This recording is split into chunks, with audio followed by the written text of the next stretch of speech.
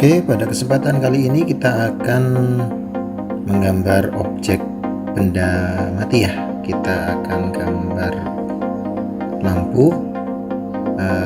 Gambarnya simpel aja, nanti teman-teman ikuti prosesnya ya. Kita bikin lampu yang bagus. Oke, kita mulai aja gambarnya.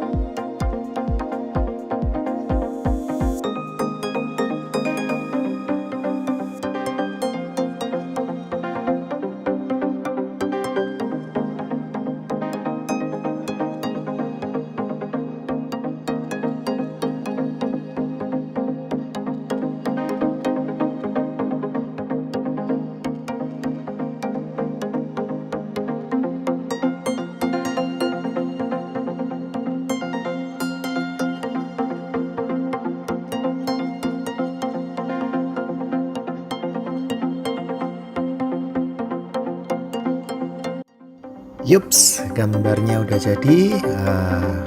Demikian, mungkin bisa teman-teman coba. Mudah-mudahan bermanfaat. Terus asah kreativitas, jangan pernah berhenti, tetap menggambar.